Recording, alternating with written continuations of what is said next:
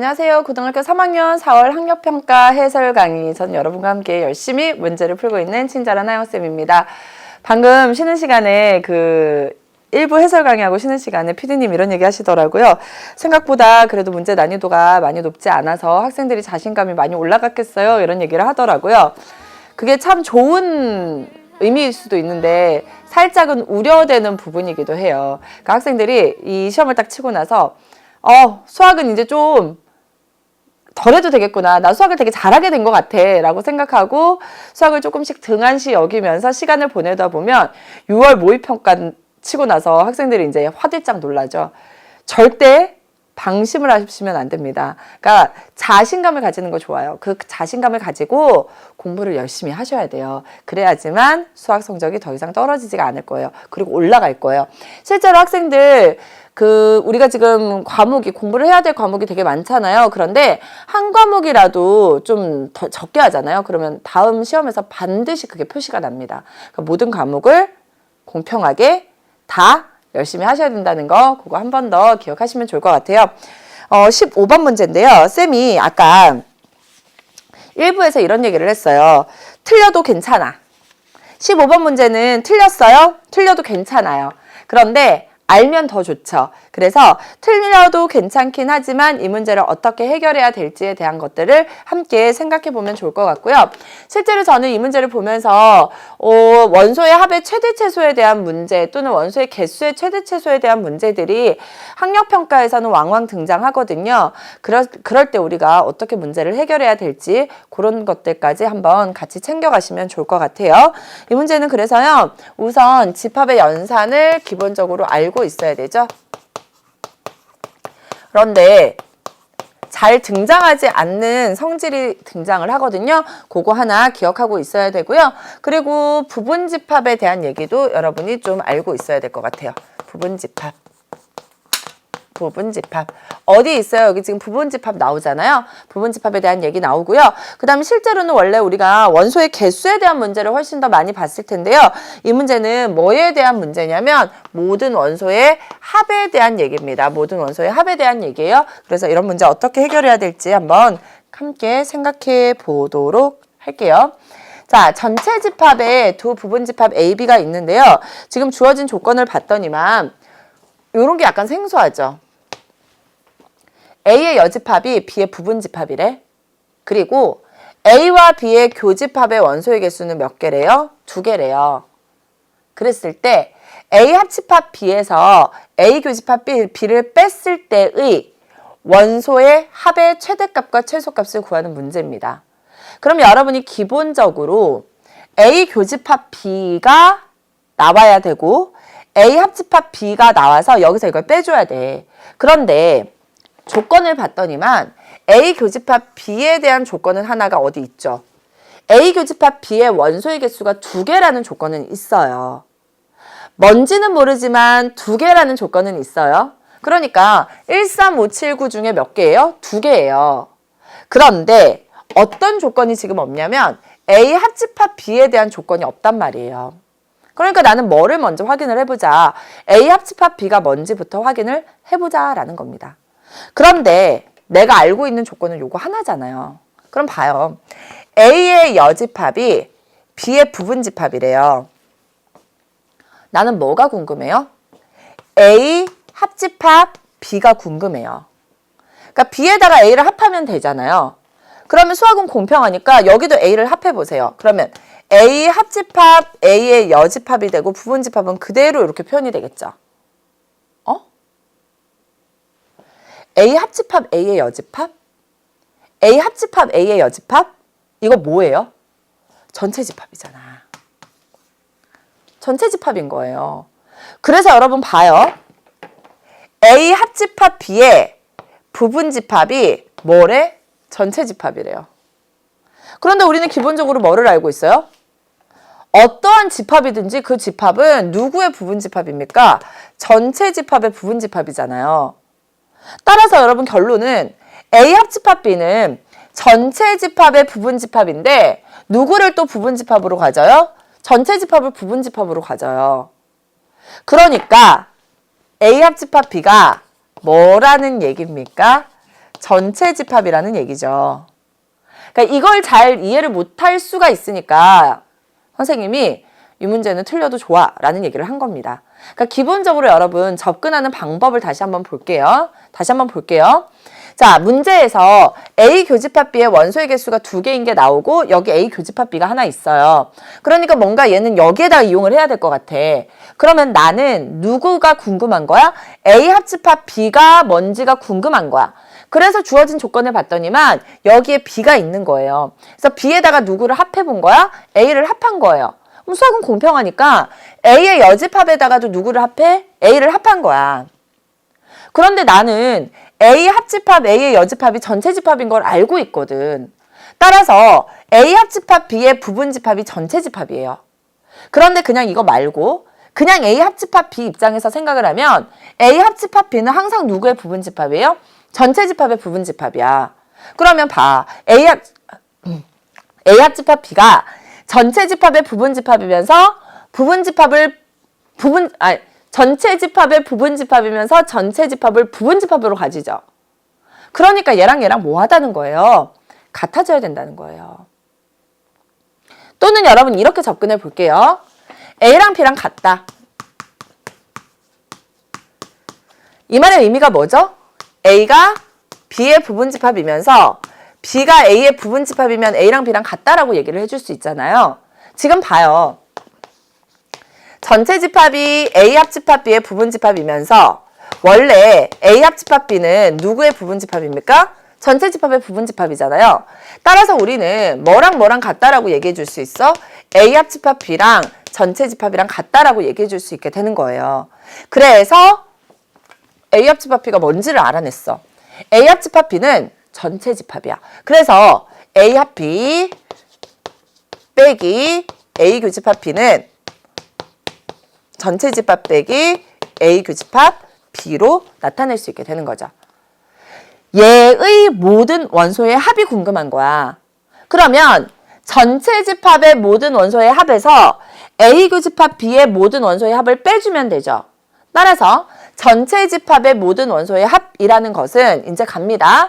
전체 집합의 모든 원소의 합은 얼마가 됩니까? 1 플러스 3 플러스 5 플러스 7 플러스 9가 되어서 여기 한번 보세요. 10이죠?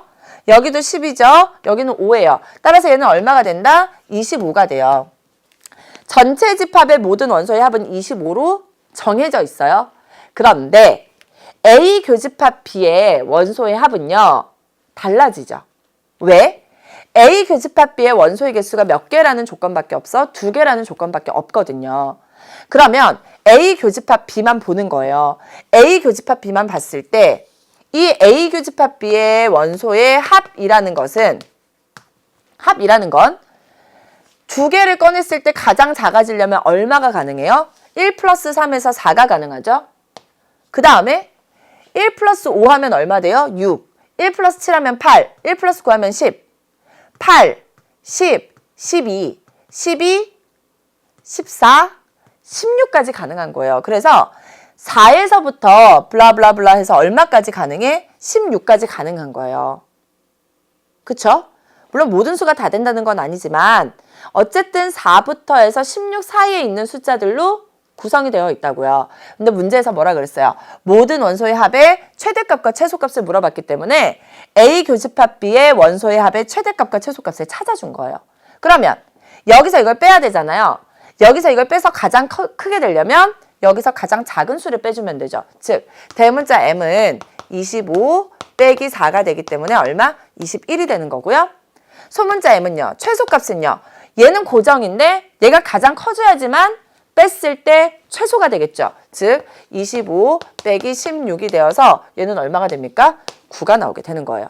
그쵸? 그래서 얘네들을 더하래요. 대문자 M이랑 소문자 M을 더하면 얼마가 된다?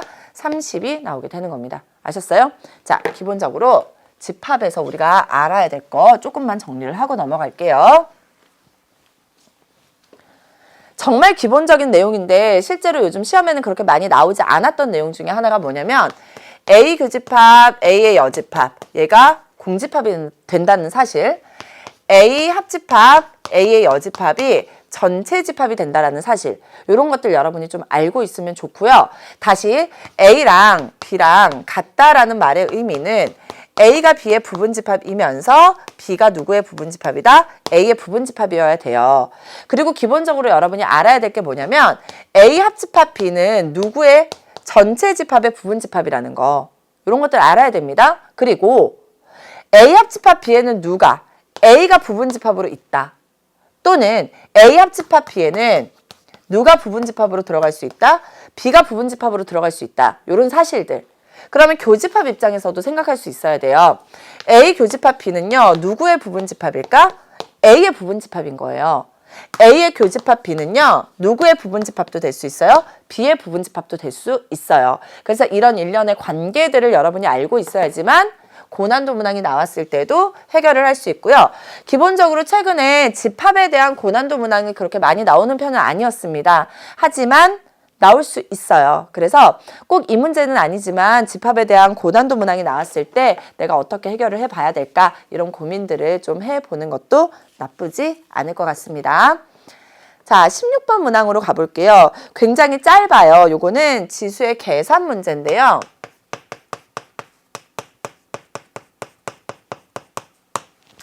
실제로 수능에 나올 가능성이 매우 희박하긴 해요.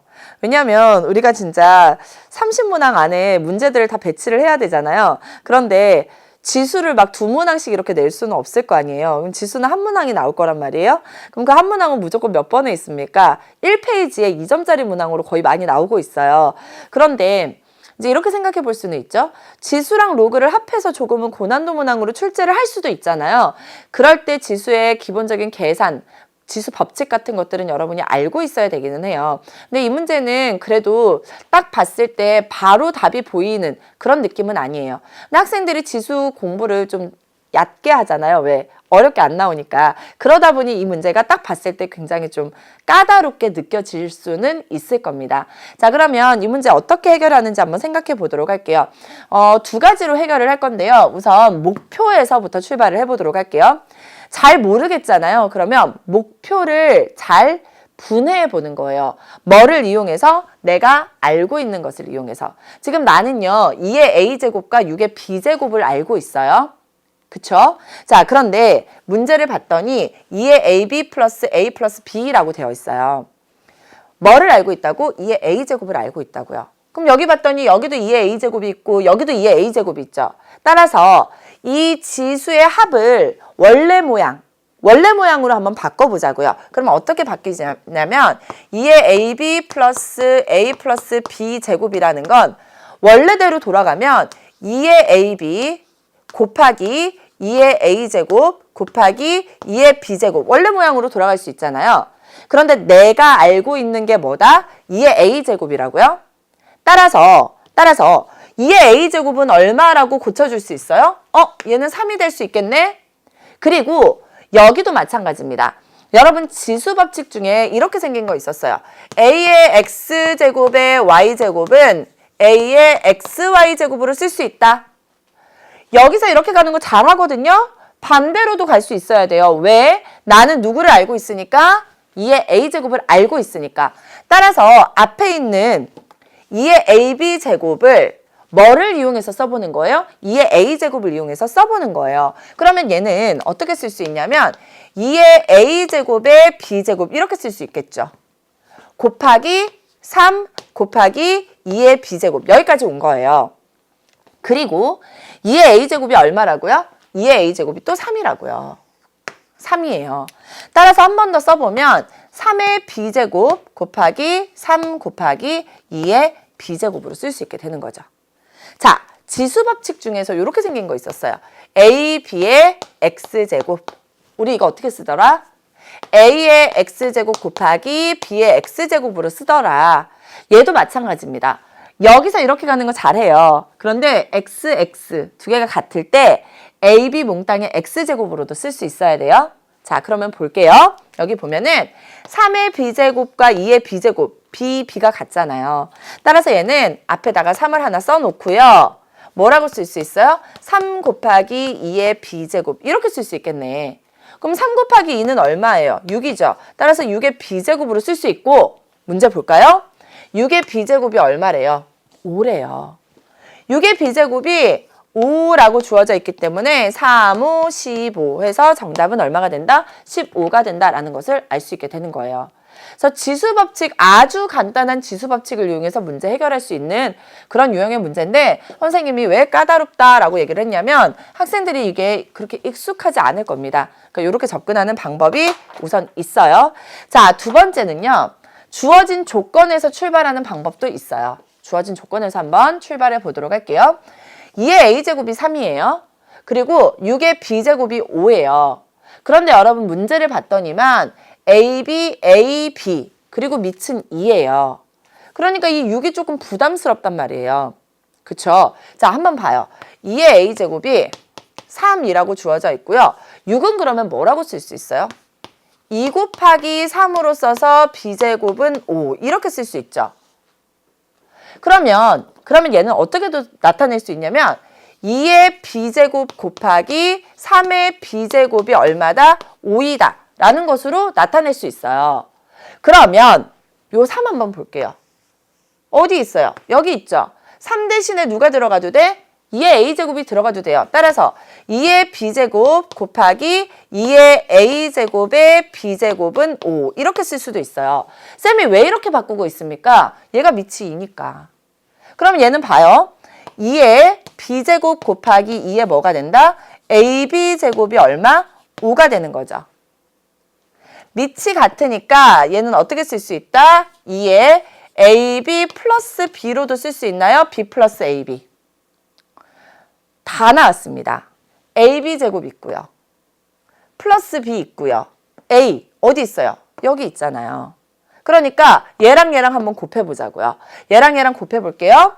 2의 ab 플러스 b 곱하기 2의 a제곱은 2의 ab 플러스 b 플러스 a니까 a 플러스 b로 쓸 수 있는데 2의 ab 플러스 b제곱이 얼마라고 했어요? 5라고 했고요.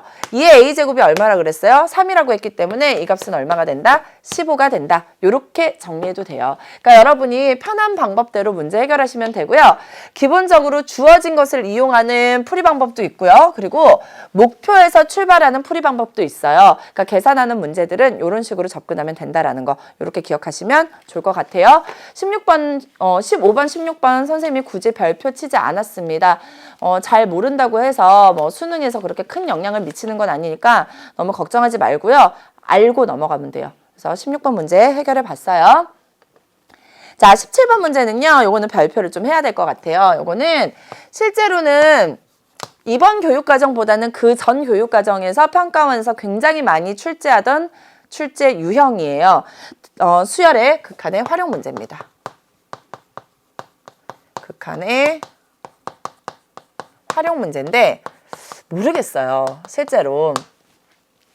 지금 최근 평가원에서 수열의 극한 문제가 지금 두 문항이 나오잖아요. 한 문항은 뭘로 많이 나오냐면 기본적으로 굉장히 쉽게 계산할 수 있는 계산 문제가 하나 나와요. 극한값 계산하는 문제.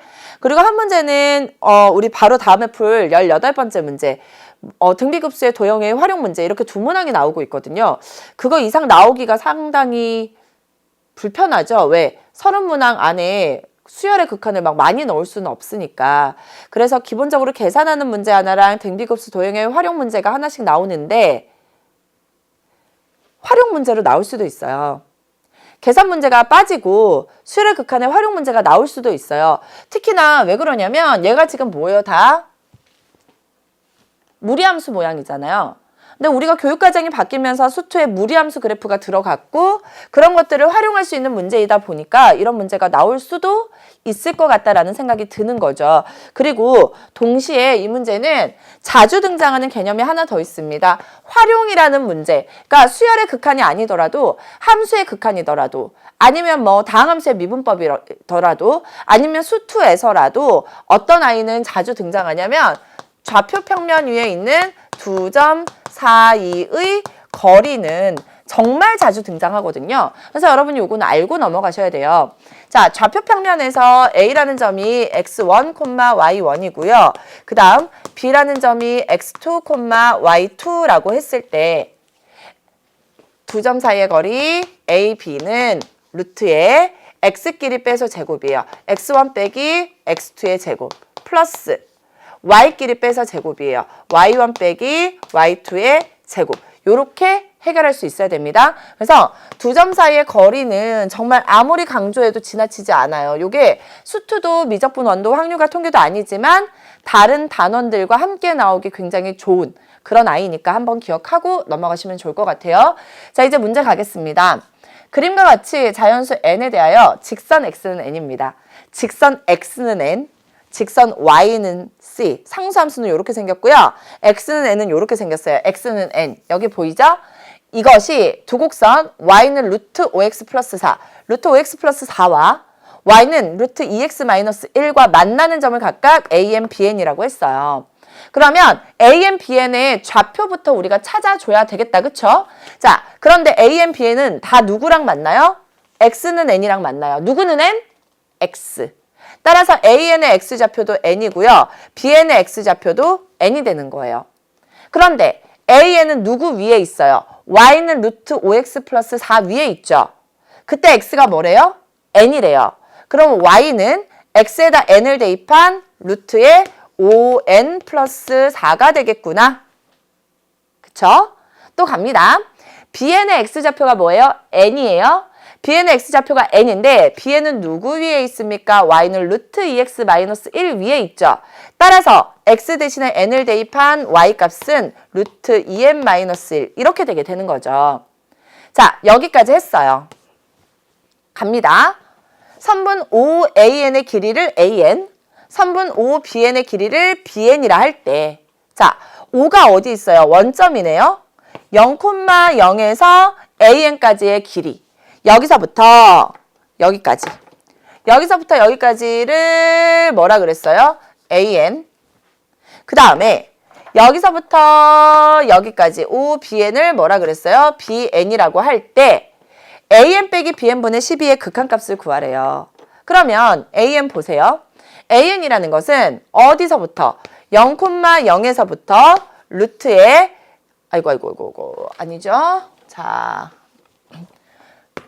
n, 루트 5n 플러스 4까지의 거리가 바로 AN이에요. 따라서 루트 n 빼기 0의 제곱, 즉 n제곱이죠. 그 다음 루트 5n 플러스 4 빼기 0, 루트 5n 플러스 4의 제곱이죠. 그러면 근호 사라져서 5n 플러스 4 이렇게 되겠네요. 그리고 bn은요. 0,0이랑 5bn이니까 bn의 좌표가 뭐예요? n, 루트 2n 마이너스 1이래요. 그러면 bn은 루트에 n 빼기 0의 제곱, 즉 n제곱이죠.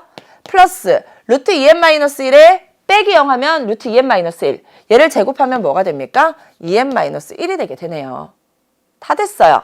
이제 어디로 갈까요? 극한 계산해야 되겠죠? 극한 계산해 볼게요.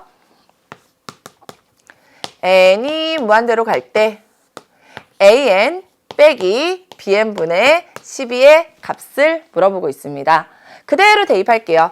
리미트 n이 무한대로 갈 때 an 뭐예요? 루트에 n제곱 플러스 5n 플러스 4 빼기 루트에 n제곱 플러스 2n 마이너스 1분의 얼마? 12가 되는데 이거 뭐예요? 무한대 빼기 무한대 꼴이죠.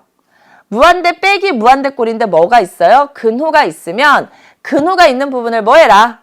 유리화해라. 따라서 가운데가 빼기니까 뭐를 곱해주면 될까? 빼기가 아닌 덧셈을 곱해주면 돼요. 즉 5n 플러스 4 플러스 루트에 n제곱 플러스 2n 마이너스 1. 수학은 공평해요. 분자에다가도 똑같이 n제곱 플러스 5n 플러스 4 더하기 루트에 n제곱 플러스 2n 마이너스 1을 해주면 돼요. 분모 갑시다. 분모 계산하면은요. 지치지 말고 해야 돼요. 자, 근호 사라져서 n제곱 플러스 5n 플러스 4가 되고요. 그 다음에 빼기 더하기니까 빼기고요. 또 근호 사라져서 n제곱 플러스 2n 마이너스 1 이렇게 되죠. 그러면 누구랑 누구랑 사라져요? n제곱 빼기 n제곱 사라지네. 5n 빼기 2n이니까 분모는 뭐가 됩니까? 분모는 3n이 되고요. 그 다음 4 빼기 1이니까 3n 플러스 5라는 것을 우리가 알 수 있게 되는 거예요. 그런데 n이 어디로 갑니까? 무한대로 가죠. 그러면 결국 이건 뭐예요? 무한대분의 무한대꼴의 극한으로 변신. 그럼 우리는 뭐만 보자? 최고차항을 비교하자. n에 관한 몇 차예요? n에 관한 1차죠. 여기는 어떻게 됩니까? 여기서 n에 관한 뭐가 나와요? 루트 n제곱은 뭐랑 같아요? n에 관한 1차. 여기도 루트 n제곱이니까 플러스 n에 관한 1차 하면 얘는 뭐예요? 이 n에 관한 1차인데 앞에 누가 곱해져 있어? 12가 곱해져 있어요. 따라서 두 개를 곱하면 얼마? 24n에 관한 1차. n에 관한 1차, n에 관한 1차. 분모와 분자의 차수가 같죠. 그러면 극한값은 뭐가 된다? 최고차항의 개수의 비인 3분의 24. 즉 얼마가 된다? 8이 나오게 되는 겁니다. 그래서 정답 가볼까요? 몇 번에 있습니까? 3번에서 확인할 수 있겠네요. 아셨죠? 그래서 와 이거 되게 딱 잘 잡아주셨는데? 딱 보세요.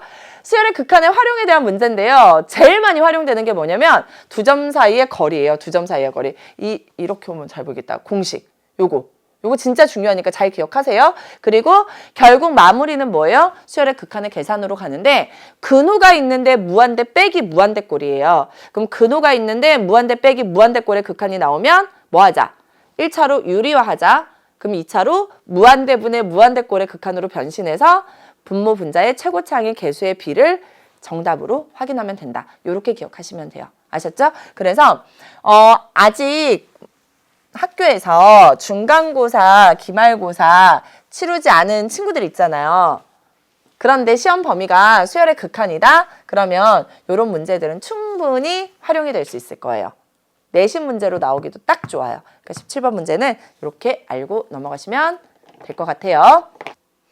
자, 이제 드디어 대망의 18번째 문제가 나왔습니다. 선생님이 그림 보여드리지 않고요. 여러분에게 그림만 이렇게 떡하니 보여드리는 이유가 있죠. 그림을 계속 보셔야 돼요.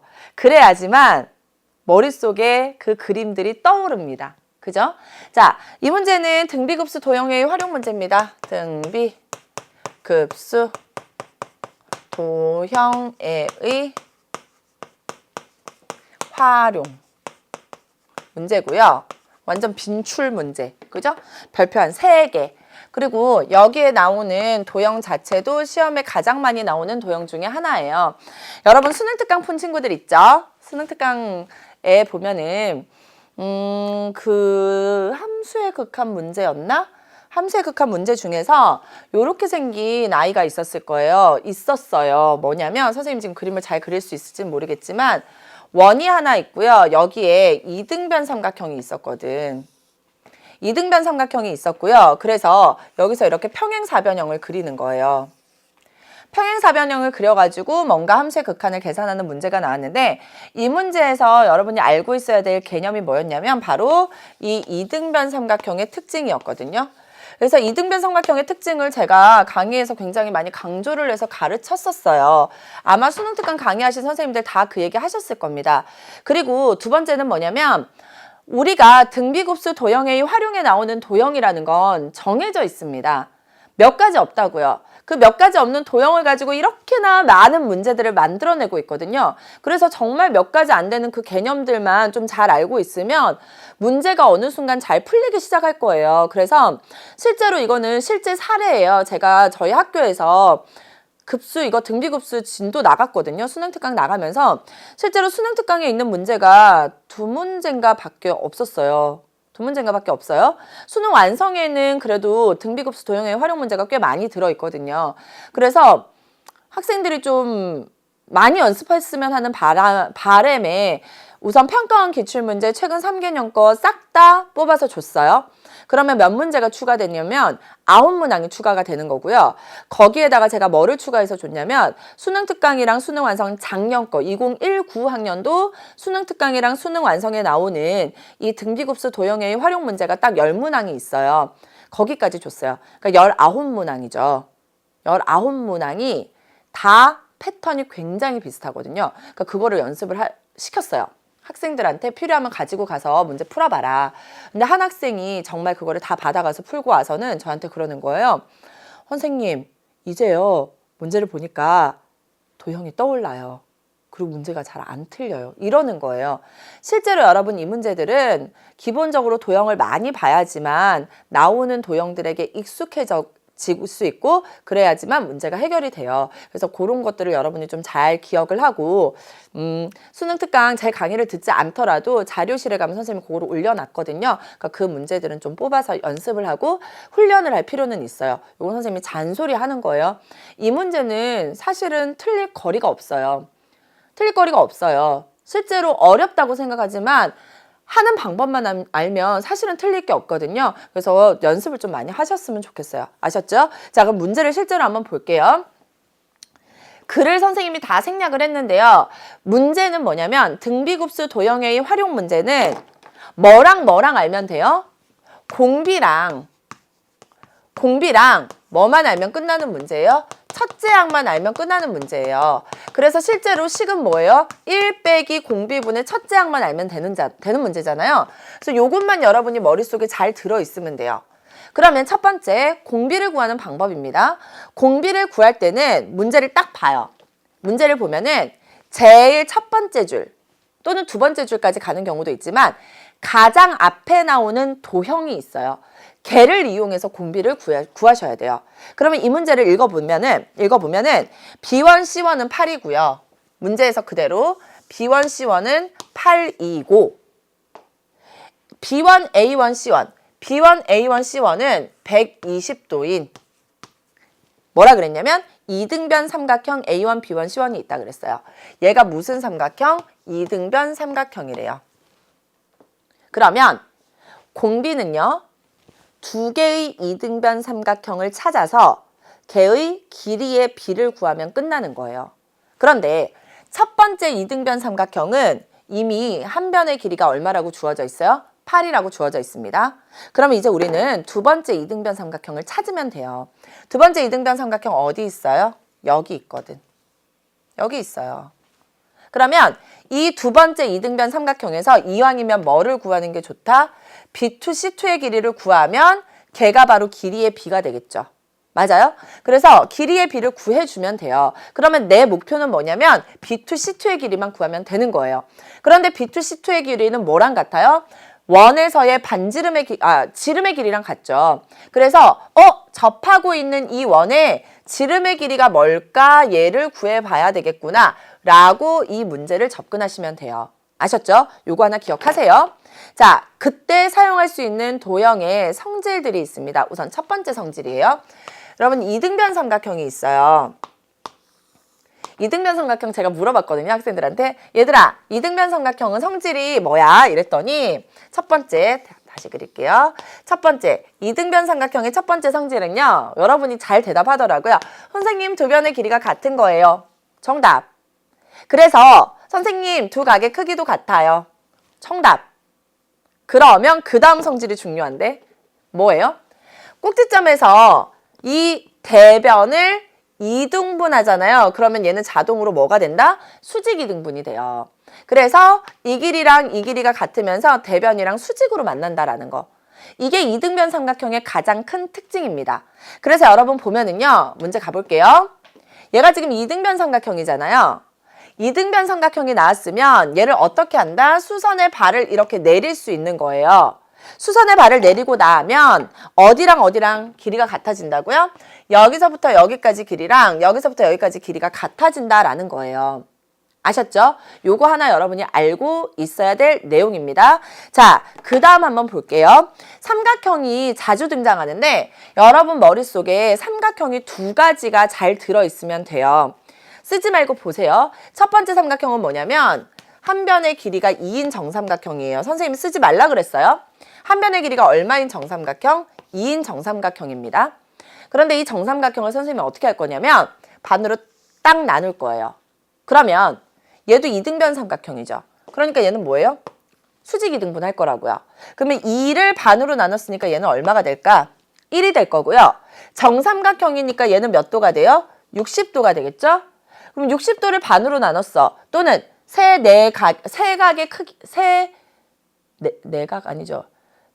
삼각형의 세 내각 안에 있는 각의 크기 합이 180도니까 얘가 몇 도가 되는 거죠? 30도가 되어서 우리는 이렇게 생긴 직각 삼각형을 기억하셔야 돼요.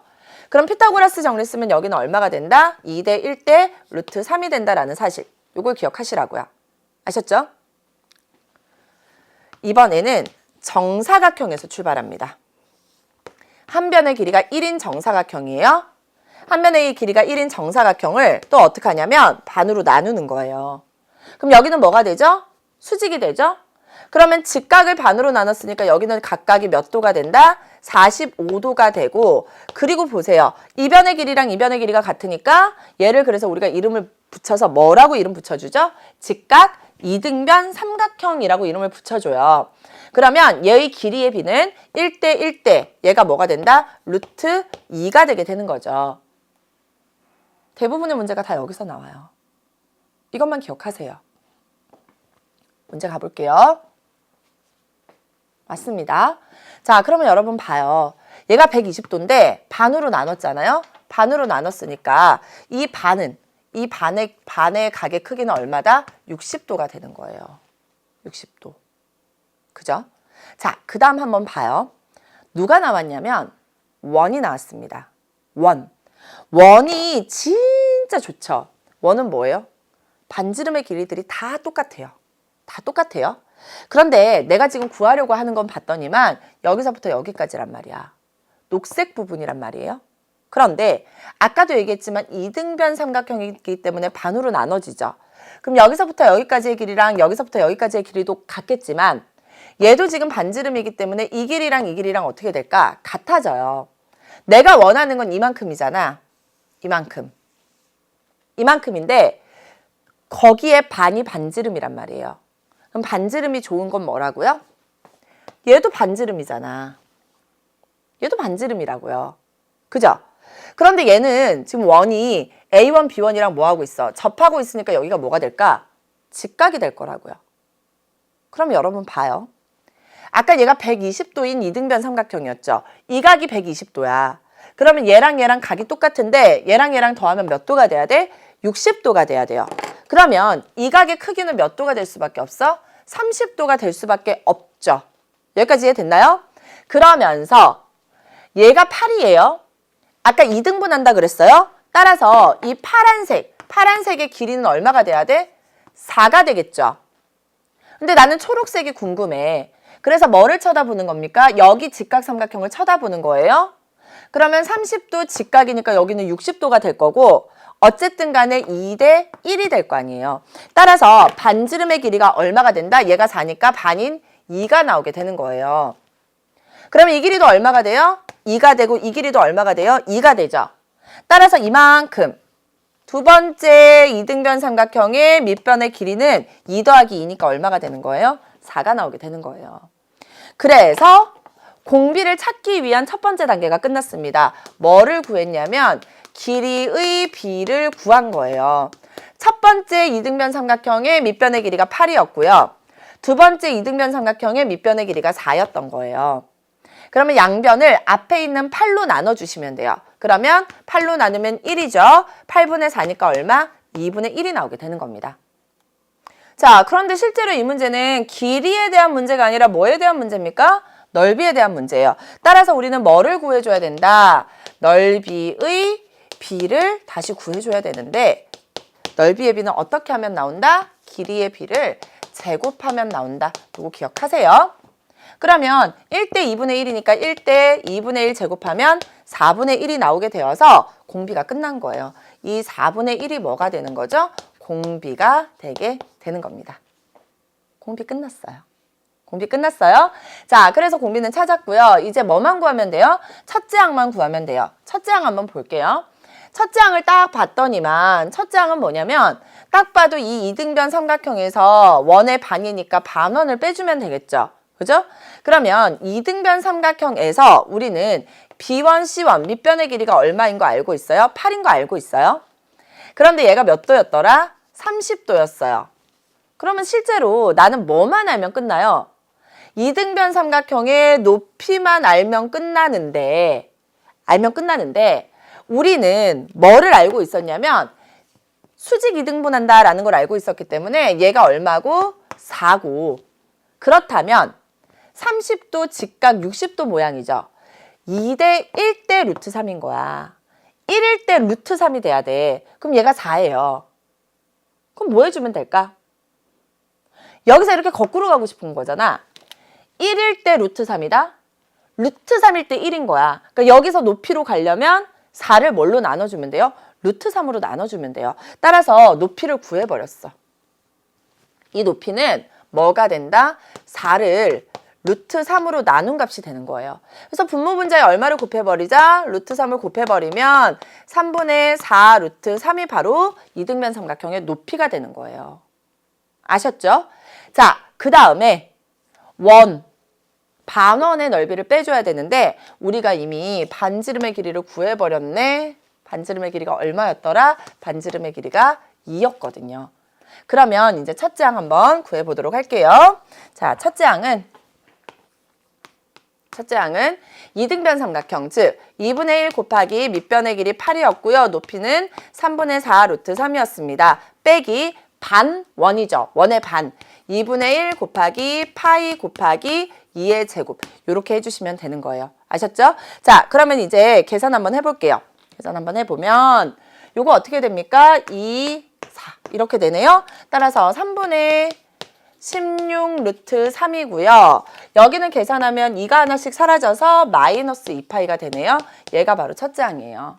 그러면 여기에다가 이제 대입만 하면 끝나는 거죠. 자, 대입할게요.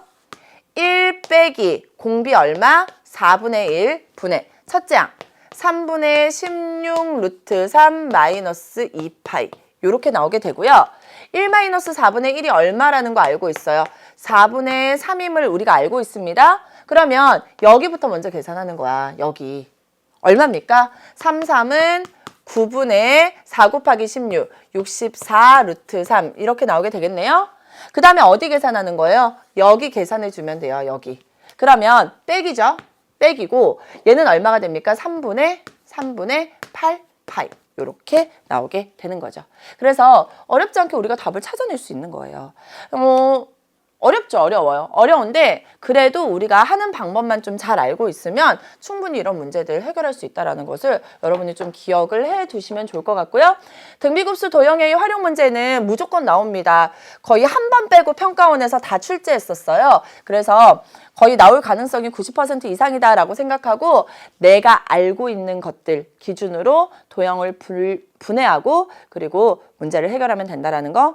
기본적으로 자주 등장하는 직각삼각형 2가지 알려드렸어요. 그리고 이등변 삼각형의 특징도 알려드렸습니다. 그리고 문제 어떻게 해결하는지도 알려드렸으니까 이런 것들을 좀 잘 이용하시면 좋을 것 같다라는 생각이 들어요. 자, 18번째 문항까지 우리가 해결을 해봤고요. 이제 19번 문항으로 넘어가 보도록 할게요. 자, 19번 문항입니다. 이 문제는 제가 오늘 학교에서 학생들이 푸는 걸 봤거든요. 그런데 요게 쌤이 그냥 틀려도 좋아라고 한 이유는 뭐냐면 실제로 최근에는 격자점 찾기 문제가 어렵게 등장을 하지 않고 있어요. 거의 나오지 않기도 하지만 만약에 나온다고 하더라도 충분히 여러분이 확인할 수 있는 범위 내에서 격자점 찾기 문제들이 나오고 있어요. 그래서 이 문제는 그런 문제치고는 조금은 난이도가 높아져 있는 문제이기 때문에 틀려도 너무 걱정하지 말아라 라는 얘기를 한 거고요. 격자점 찾기 문제 어떻게 해결하는지 이 문제를 통해서 한번 정리를 할게요. 찾기. 그리고 격자점 찾기 문제는요. 이렇게 유리함수나 무리함수의 그래프와 함께 나옵니다. 그래서 유리함수의 그래프 그리고 무리함수의 그래프 특징도 여러분이 좀 알고 넘어가야 될 것 같아요. 두 함수가 있는데요. 얘가 유리함수고 얘가 무리함수의 그래프예요. 그런데 그냥 무작정 그리지 마세요. 제가 친구들을 오늘 푸는 거 봤는데요. 정말 그냥 이렇게 막 무작정 그려놨더라고요. 무작정 막 뭐 이런 식으로 막 그려놓고 여기다 막 이렇게 그려놨는데 절대 그렇게 접근하지 마세요. 문제를 다 읽고 접근하셔야 돼요. 자, 유리함수의 그래프와 무리함수의 그래프가 있는데 얘는 우선 점근선은 뭔지 알아요. 점근선은 0 만드는 x니까 x는 마이너스 1일 거고요. 그리고 여기 뒤에 있는 마이너스 5죠. 즉 y는 마이너스 5가 점근선이에요. 그리고 원래 x분의 1이 있었으니까 기본적으로 이 함수의 그래프는 어떻게 생겼었더라? 이렇게 생겼었더라. 요걸 함께 기억하세요. 그 다음에 얘는 무리함수의 그래프인데 출발점만 잘 알고 있으면 돼요. 근호 안에 0 만드는 x 얼마예요? 마이너스 1이고 뒤에 아무것도 없으니까 마이너스 1,0에서 출발해서 이렇게 생겼구나. 왜? 근호 앞도 1, 양수니까. 얘를 머릿속에 넣고 문제를 보는 거예요. 봤더니만 곡선 y는 fx는 직선 y는 마이너스 5와 만나지 않는다. 마이너스 5, y는 마이너스 5가 점근선이죠. 점근선과 만나지 않는다. 맞는 얘기죠. 그쵸? 자, 니은을 한번 볼게요. 0보다 크거나 같고 8보다 작거나 같을 때 곡선 y는 gx 위에 있는 점 중에서 이 말에 집중하세요. y좌표가 정수인 점의 개수를 물어보고 있습니다. 눈에 뭐가 들어와야 되냐면 정수라는 말이 들어와야 돼요. 또 디귿도 볼게요. 곡선 y는 fx, y는 gx와 두 직선 x는 0, x는 8로 둘러싸인 영역의 내부 또는 그 경계에 포함되고 x좌표와 y좌표가 모두 뭐다? 정수인 점의 개수를 물어보고 있어요. 정수인 점, 자연수인 점 이런 것들은 뭐예요? 바로 격자점 문제예요. 격자점 찾기 문제예요. 그러니까 격자점 찾기 문제가 나오면은요. 정수 또는 자연수의 개수에 대한 문제가 나오면 그래프를 그릴 때 정말 좀 디테일하게 그려주셔야 돼요. 그래서 그냥 막 그리면 안 되고 반드시 여러분 뭐를 활용해서 그래프를 그려주셔야 되냐면 그거 뭐예요? 그거 모는 종이. 모는 종이를 활용해서 문제를 해결해 주셔야 된다라는 거예요. 그래서 쌤이 이렇게 모는 종이처럼 그릴 겁니다. 모는 종이처럼 그릴 건데 그렇다고 막 드립다 그릴 수는 없잖아요. 기본적으로 얘가 마이너스 1,0에서 출발하면서 점근선이 x는 마이너스 1이기 때문에 한 마이너스 2부터 그려주는 거야. 마이너스 1, 마이너스 2, 마이너스 1, 0. 그 다음에 1, 2. 선생님 언제까지 그릴 거예요? 3, 4, 5, 6, 7, 8. 선생님 언제까지 그릴 건데요? 자, 두 직선 x는 0, x는 8로 둘러싸인 영역에 어쩌고 저쩌고. 그러니까 9까지는 그려줘야 되겠죠. 9까지는 그려주는 거예요. 그 다음에 또 갑니다. 자, 점근선이 y는 마이너스 5였거든요. 점근선이 y는 마이너스 5였어요. 그래서 적어도 점근선보다는 아래까지 그려줘야 되겠죠. 마이너스 1, 마이너스 2, 마이너스 3, 마이너스 4, 그리고 쭉 내려가서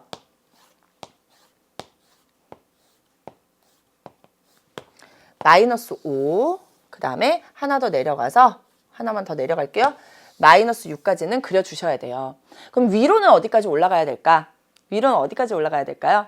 지금 함수의 이름이 뭐였냐면 gx가 루트에 x 플러스 1이었거든요. 근데 x가 적어도 어디까지는 가야 돼? 8까지는 가야 되죠. 8 대입해 보세요. 루트 9죠? 루트 9 얼마예요? 3이죠? 그러니까 적어도 어디까지는 가야 된다? 4까지는 한번 가보자고요. 1, 2, 3, 4 이렇게 한 거예요. 자, 그 다음 쌤이 뭐 할 거냐면 점근선 나타낼 겁니다. 지금 헷갈릴 것 같아요. 그래서 선생님 요거 색깔 좀 다르게 할게요. 얘가 Y축이고요. Y축이에요. 그리고 얘가 뭐냐면 X축입니다. 얘가 X축이에요. X축인 거 알겠죠?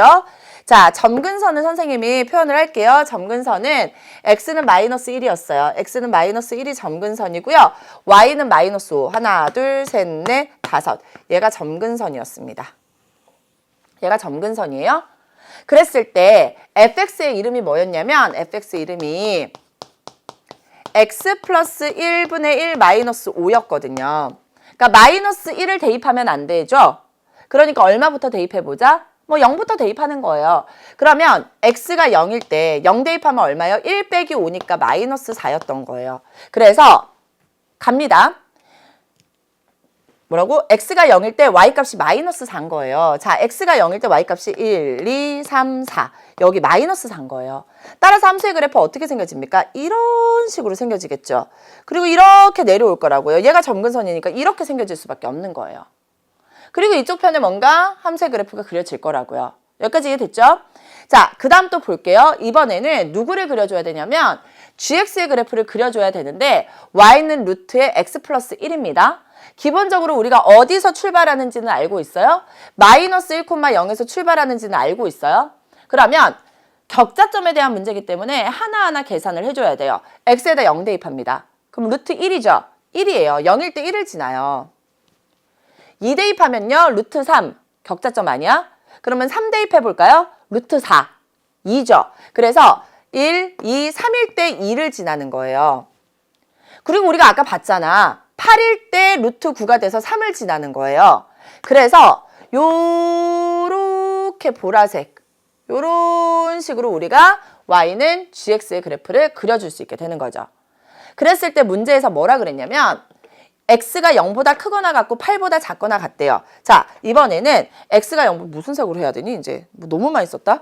x가 0보다 크거나 같고 x가 0보다 크거나 같고 8보다 작거나 같을 때 이 사이에 있을 때 y는 gx 위에 있는 점 중에서 보라색 그래프 위에 있는 점 중에서 y좌표가 정수인 점 어디에 있어요? 선생님 찍어놨는데 하나, 둘, 세 개. 정수의 개수 3개예요. 그래서 니은은 맞는 얘기가 돼요. 그 다음에 두 곡선 y는 fx, y는 gx와 x는 0, x는 8로 둘러싸인 부분에 내부 또는 경계에 포함되면서 x좌표와 y좌표가 모두 정수인 점이에요. 지금 봐요. 여기 지금 뭐였게? 0,-4였죠. 그래서 정수, 정수, 정수, 정수, 정수, 정수인 거예요. 그럼 여기는 어때요? 여기서부터 하나, 둘, 셋, 넷, 다섯, 여섯. 얘네들이 정수겠죠. 다 정수인 애들이에요. 그러니까 이 모는 종이의 격자점 위에 있는 애들이 모두 몇 개인지만 세주면 돼요. 그러면 하나, 둘, 셋, 넷, 다섯, 6개죠. 즉 6개짜리가 모두 몇 개 있어요? 3개 있어요. 즉 6 곱하기 3 플러스 이제 갑니다. 하나, 둘, 셋, 넷, 다섯, 여섯, 7개죠. 또 하나, 둘, 셋, 넷, 다섯, 여섯, 7개. 하나, 둘, 셋, 넷, 다섯, 여섯, 7개. 하나, 둘, 셋, 넷, 다섯, 여섯, 7개. 하나, 둘, 셋, 넷, 다섯, 여섯, 7개. 7개짜리가 모두 몇 개? 하나, 둘, 셋, 넷, 5개 있는 거예요. 됐죠? 그 다음에 이제 몇 개예요? 하나, 둘, 셋, 넷, 다섯, 여섯, 7, 8개짜리가 하나 더 있는 거죠. 그럼 요거 계산해 볼게요. 요거 얼마? 18 플러스 35 플러스 8이 되어서 26 더하기 35기 때문에 격자점의 개수 모두 몇 개다? 61가 나오게 되는 겁니다. 문제 가볼게요.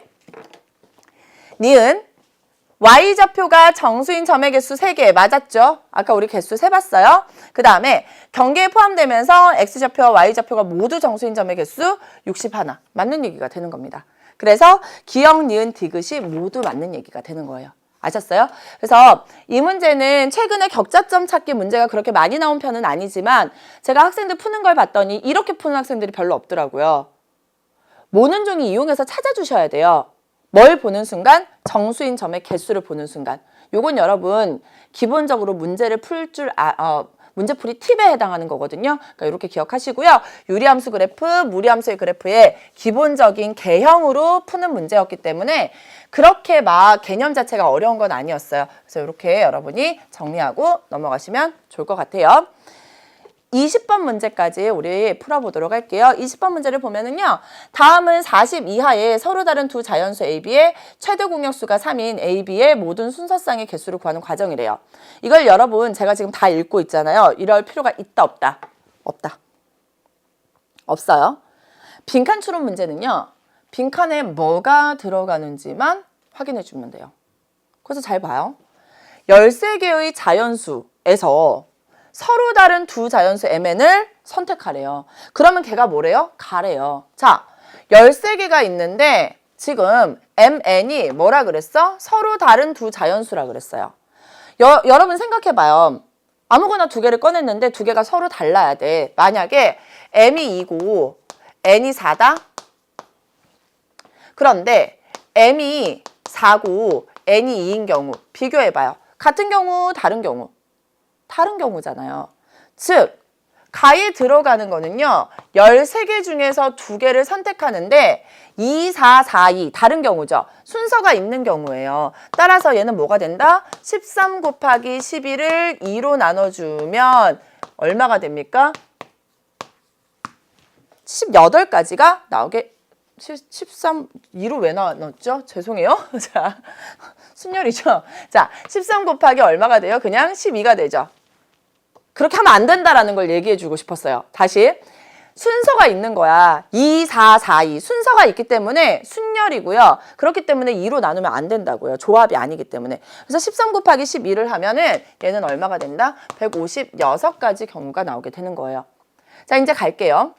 그런데 m과 n이 2의 배수인 경우의 수는 몇 가지일까요? 자, 13개의 자연수가 있잖아요. 거기서 2의 배수 뭐가 있을까? 2, 4, 6, 8, 10, 12 모두 하나, 둘, 셋, 넷, 다섯, 6개잖아요. 6개 중에 서로 다른 2개를 뽑으면 돼. m과 n이 3의 배수인 경우는요. 3, 6, 9, 12 이렇게 되죠. 모두 몇 개? 서로 다른 4개에서 2개를 뽑으면 돼요.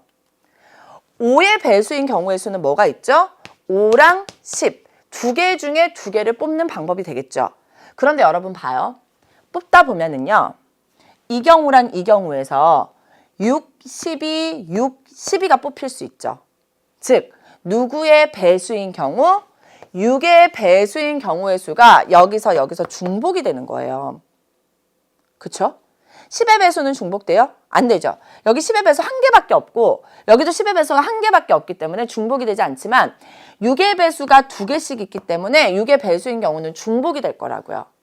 따라서 서로 다른 두 자연수 mn이 서로소가 아닌 경우의 수는 어떻게 하면 될까요? 6 permutation 2에다가 4 permutation 2에다가 플러스 2 permutation 2를 했다가 빼기 6의 배수인 경우 뭐예요? 6, 12, 6, 12죠. 그러니까 m이 6, n이 12 또는 m이 12, n이 6인 경우 몇 가지를 빼줘야 돼요? 2가지를 빼줘야지만 다이에 들어갈 식이 나오게 되는 거죠. 그러면 6 permutation 2는 뭐예요? 6 곱하기 5죠. 4p2는 4 곱하기 3이에요. 2p2는 2 곱하기 1이고 빼기 2가 되어서 누가 사라집니까? 얘랑 사라져요. 얘가 30이고요. 얘가 12이기 때문에 모두 42가지의 경우가 바로 다이에 들어갈 식인 거예요. 숫자인 거예요. 그래서 가나 다에 들어갈 숫자를 모두 찾았습니다. 가에 들어갈 숫자는 얼마? 156이고요. 나에 들어갈 숫자는 6이고요. 다에 들어갈 숫자는 얼마였어요? 42라는 것을 확인한 거예요. 그러니까 이해를 다 하려고 하지 말고 빈칸에 뭐가 들어갈지만 여러분이 확인하고 넘어가시면 충분해요. 정답 찾아볼게요.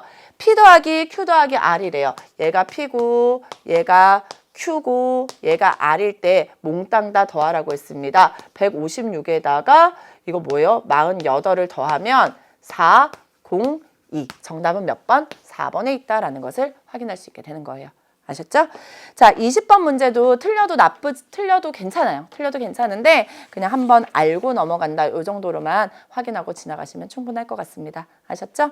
자, 이렇게 우리가 20번 문항까지 풀어봤습니다. 3부에서는요. 21번 문항, 고난도 문항이었죠. 요거 하나 풀어볼 거고요. 그리고 또 단답형 문항 22번 문항부터 해서 30번 문항까지 풀어드릴 예정이거든요. 여러분 뭐 틀린 문항 위주로 강의 활용하시는 게 가장 효과적일 거예요. 그래서 뭐 22번, 23번 이런 문항들은 굳이 맞췄다면 듣지 않으셔도 되고요. 21번 문항은 저랑 같이 한번 확인해 보는 시간 가지는 거 좋을 것 같습니다. 그래서 고난도 문항들 그리고 좀 기본적인 문항들 해서 3부에서 모두 풀어드릴 테니까 3부에서 또 다시 만났으면 좋겠습니다.